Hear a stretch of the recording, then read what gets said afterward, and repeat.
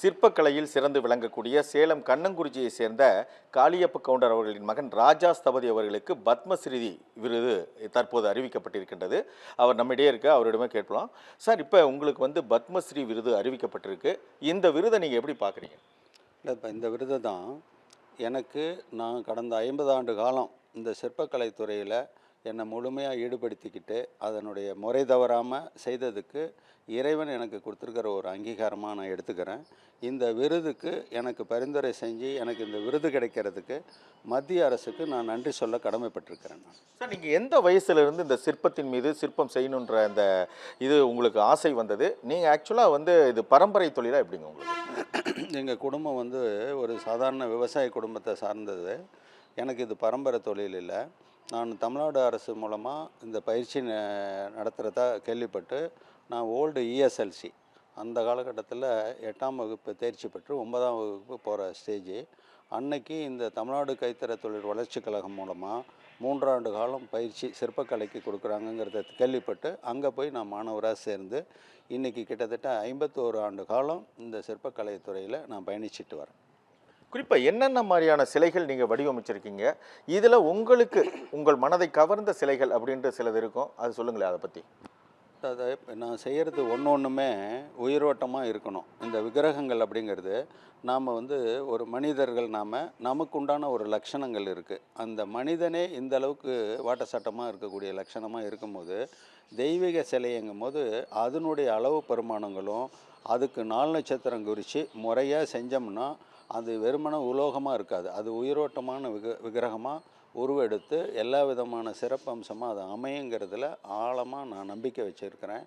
அதன் அடிப்படையில் நான் செஞ்சுருக்கிற அத்தனை விக்கிரகமும் பார்த்திங்கன்னா கோவிலில் ஆயிரக்கணக்கான கோவில்கள் வழிபாடு ஸ்தலங்களில் இது உற்சவ திருமணியாகவும் வீட்டு பூஜைக்கு வீட்டுக்கு வணங்கக்கூடிய விக்கிரகமாகவும் அமைஞ்சிட்ருக்கிறதுங்கிறது எனக்கு ஒரு பெரிய மகிழ்ச்சியாக இருக்குது. இல்லை, அப்படி பார்த்தா நீங்கள் இதுக்காக தனி விரதம் இருந்தோ அல்லது வேறு ஏதாவது பூஜைகள் செய்தோ, சிறப்பு பூஜைகள் செய்தோ இந்த விக்கிரகங்களை வடிவமைக்கிறது வழக்கமா? இந்த விக்கிரகங்களை செய்கிறதுக்கு நான் விரதம் அப்படின்னு சொல்கிறது நான் புலால் ஒன்றதில்லை. நான் சுத்த சைவம்.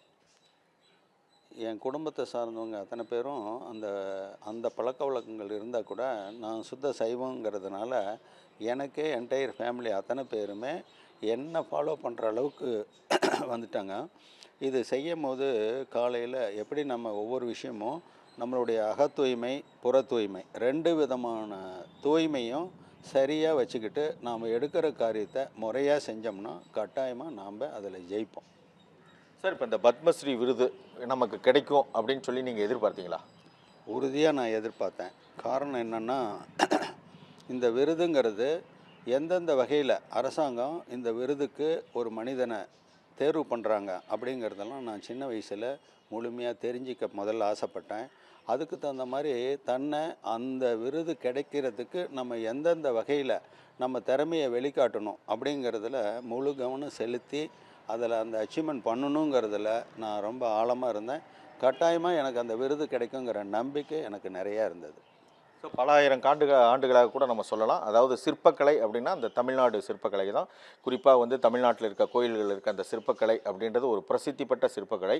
அந்த வகையில் நீங்கள் செய்த சிற்பங்கள் தமிழ்நாட்டில் எங்கெங்கெல்லாம் வைக்கப்பட்டிருக்கு சார்? அதுதான் இப்போ குறிப்பாக சொல்லப்போனால், இப்போ தஞ்சை பெரிய கோயிலில் இருக்கக்கூடிய உலகத்துக்கே ஒரு எடுத்துக்காட்டான கோவில் தஞ்சை பிரகதீஸ்வரர் கோவில். அந்த ஆலயத்துக்கு பெரிய கோயில்னு பேர். அந்த பிரகதீஸ்வரர் ஆலயத்தில் கருவறையில் இருக்கக்கூடிய சிவலிங்கத்துக்கு நாகாபரணம் 1996-97 காலங்களில் கிட்டத்தட்ட இன்றைக்கி 28 வருஷத்துக்கு முன்னாடி அதை ஆபரணம் செய்கிற ஒரு பாக்கியம் எனக்கு கிடைச்சது. அந்த நாகாபரணம் முறைப்படி செஞ்சு அங்கே பிரதிஷ்டை பண்ணப்பட்டது. அது மாதிரி நிறைய சிறப்பு வாய்ந்த ஆலயங்களுக்கு எல்லாத்துக்கும் உற்சவ திருமணியை செஞ்சு என் கையால் கொடுத்துருக்கிற ஒரு பாக்கியம் கிடைச்சது. இப்போ அதில் ரொம்ப முத்தாய்ப்பாக உலகமே திரும்பி பார்க்கக்கூடிய அளவுக்கு நடராஜர் பார்வதியை குடியாத்தத்தில் இருக்கக்கூடிய மகாதேவ மலைக்கு இப்போ அமைச்சு கொடுத்தது அதிசயங்களுக்கெல்லாம் அதிசயமாக நான் நினைக்கிறேன். அதே மாதிரி காமதேனுங்கிற ஒரு விக்கிரகம் இது வரைக்கும் உலகத்தில் அதுக்கு எங்கேயும் தனியாக ஆலயம் கிடையாது. காமதேனு அப்படிங்கிறவங்க பிரபஞ்சத்தில் இந்திரலோக மாதான்னு சொல்லக்கூடியவங்க. எப்படி நம்ம ஆண் பெண்ணுக்கு ஒரு உறவு கொண்டு கருதரிச்சா அந்த ஒரு குழந்தைக்கு தாய்ப்பால் கொடுக்கக்கூடிய ஒரு சுரப்பி அந்த தாய்க்கு கிடைக்குது. அது மாதிரி ஆயிரக்கணக்கான ஜீவராசிகளுக்கு அந்த தாய்மையை கொடுக்கக்கூடிய ஒரு சக்திக்கு நாம் என்ன சொல்கிறோம், கோமாதான்னு சொல்கிறோம். அந்த பசுவை கோமாதான்னு நம்ம சொல்கிறோம். கோமாதான்னா பெரிய அம்மா அப்படின்னு அர்த்தம். அந்த ஒரு பசு நூற்றுக்கணக்கான குழந்தைங்களுக்கு தாய்ப்பால் கொடுக்குற அளவுக்கு அதுக்கு சுரபியை இறைவன் கொடுத்துருக்கான்.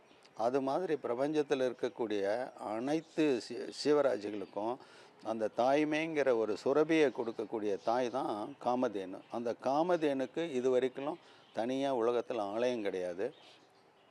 முதல்ல அந்த காமதேனுக்கு முழுமையான ஒரு ஆலயம் அமைக்கணும்னு சொல்லிட்டு அதுக்குண்டான முயற்சி எடுத்துகிட்டு வரேன். அதுக்குண்டான விக்கிரகத்தை தான் உலகமே இன்னொரு முறை திரும்பி பார்க்குற அளவுக்கு அந்த ஐமன் விக்கிரகம் அதை உருவாக்கி வச்சிட்ருக்கேன் நான்.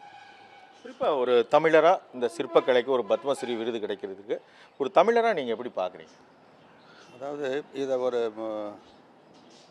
மதம், இனம், மொழி இதை தவிர்த்து மனிதநேயத்தோட நம்ம இறை சார்ந்து இருக்கக்கூடிய இந்த சிற்பக்கலையை முழுமையாக சிறப்பாக செஞ்சோம்னா நம்ம சார்ந்து இருக்கக்கூடிய நம்ம சமுதாயத்துக்கு ஒரு மிகப்பெரிய பெருமையாக நான் இதை எடுத்துகிட்டு போகிறேன்.